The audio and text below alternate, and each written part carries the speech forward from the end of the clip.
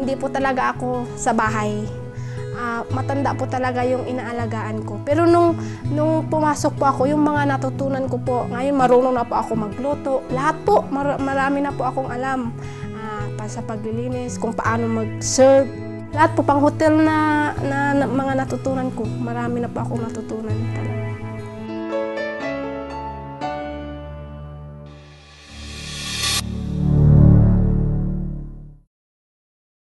Masyado po akong mahiyain nung una, nung hindi pa po ako pumasok sa punlaan.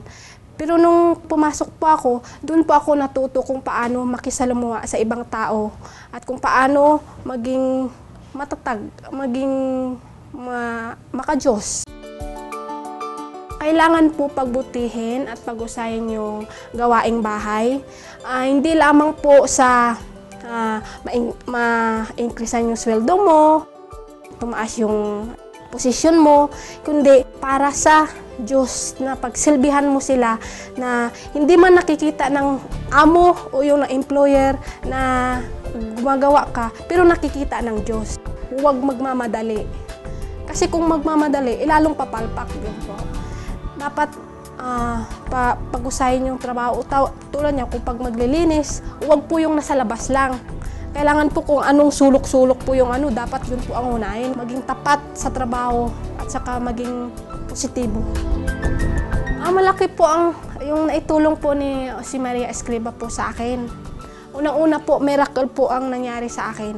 Dahil una-una, na-hospital po ako, di ba po? Yung dahil nga po sa yung findings po ng doktor sa akin, appendix. Yeah.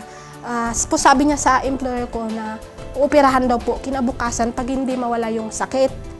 Tapos nung kinagabihan, nilagyan na po ako ng dextrose.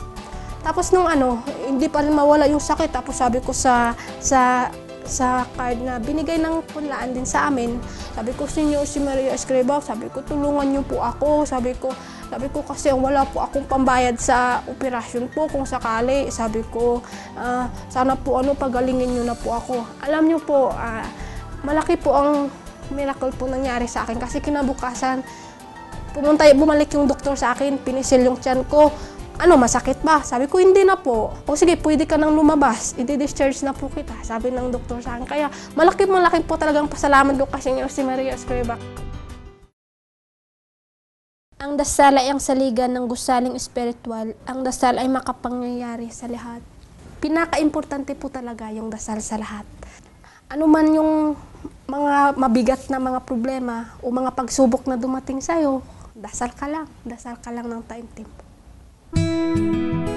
Kahit malayo man tayo sa ating mga magulang, pero nagsusumikap para sa kinabukasan. Parati lang tandaan na huwag kalimutan na walang imposible sa buhay, basta maging masipag, matyaga, mabait, at higit sa lahat, may pananampalataya.